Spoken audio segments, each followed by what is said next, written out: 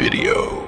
The Predator series is back. Say what you will about 2022's Prey. Personally, I thought it was pretty mid, but it undeniably provided a kickstart to a stalled-out franchise. There's a new Predator movie scheduled to be released later this year, but to tide us over until then, the man behind Prey, co-writer and director Dan Trachtenbeg, has served us up Predator, Killer of Killers, which takes the series into an entirely new realm: animation. Now, I have to admit that I wasn't that excited when I first heard that an animated Predator movie was on the horizon. But what can I say? I'm a sucker for those big ugly mother...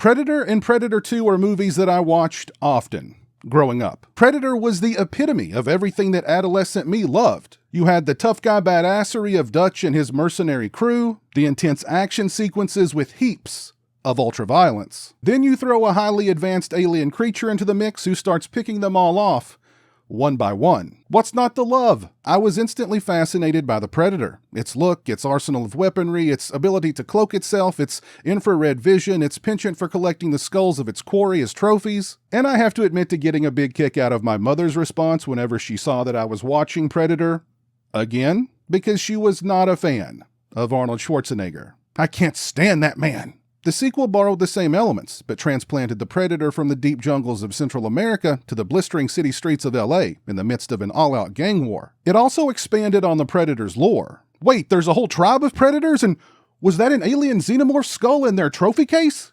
Oh, the possibilities. But we didn't see another Predator movie for years thereafter, and when we eventually did, they were all pretty underwhelming, I thought. Predators is okay. The Predator had potential but was ultimately a fail, and Prey, in my opinion, is crazy overrated. And when it comes to the Aliens vs. Predator movies, look, I can't lie. Watching a Predator duke it out with alien xenomorphs, it awakens the 13-year-old me inside of me. Neither is very good. That's what I'm getting at. Requiem in particular, they barely lit that thing, because they thought the more time we spent squinting into the darkness to try and figure out what was going on, the less time we'd have to realize that what is going on sucks. But enough about the past. Predator Killer of Killers is here and now. And it's the best Predator movie we've had in decades. And before you discount it as a movie because it's animated, hear me out. The animation here is beautiful. I'm not sure what the animation style is, but it's a combination of 3D and hand-drawn animation that was rendered in the Unreal Engine, which I'm familiar with because it's the same engine that was used for Friday the 13th the game and Mortal Kombat 1. The animation style lends itself well to fast-paced action, and believe me, this ain't no kid's cartoon. Predator Killer of Killers tosses a pretty substantial body count our way, with predators mutilating their prey in some pretty graphic and really cool ways. As for the story itself, it unfolds in an anthology style consisting of 3 separate stories from 3 very different time periods. It ends in the here and now, with the survivors of said stories facing off against the King Predator on the Predator's home turf. And I know they're called Yautjas now or whatever, but I refuse to call them that. What a dumb name. Anyway, the opening chapter, entitled The Shield, follows a fierce Viking warrior named Ursa, who's on a mission to avenge her father.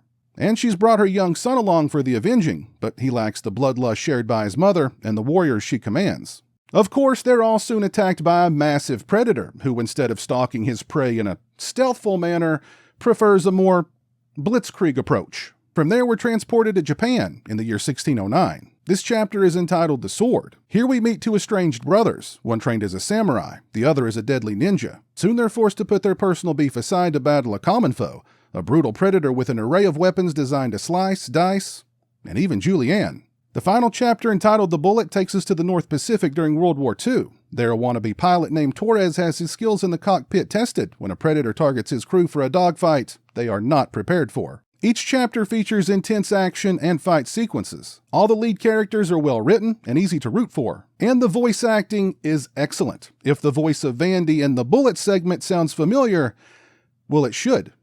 That's Michael Biehn.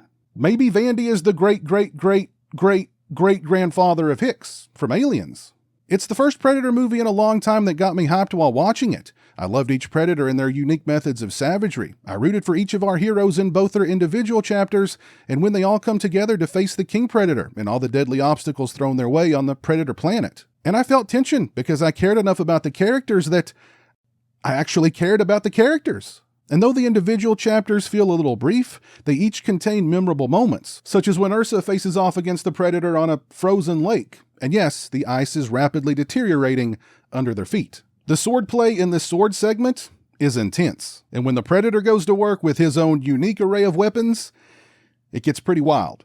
The Bullet features some great action when Torres engages the Predator pilot in a one-on-one dogfight. And it only gets better when he leads himself and the Predator into enemy territory.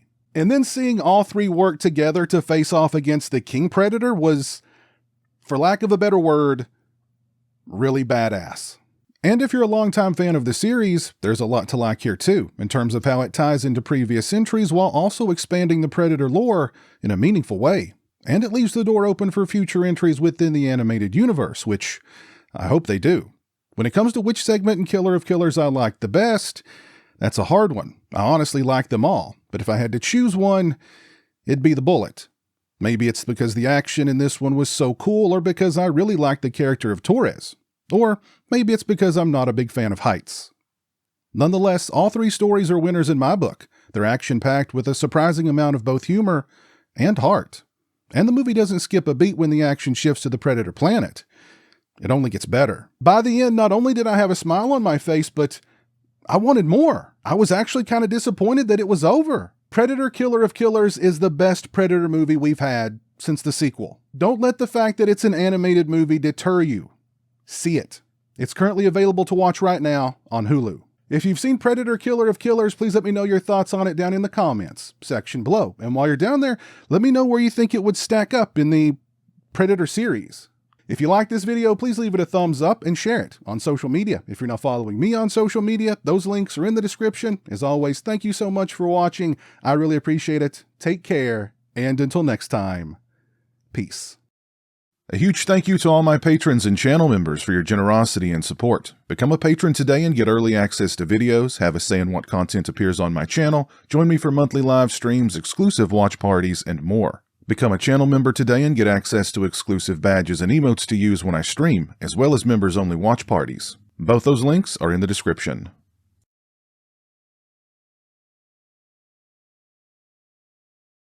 Say hello to the internet, Jeremy.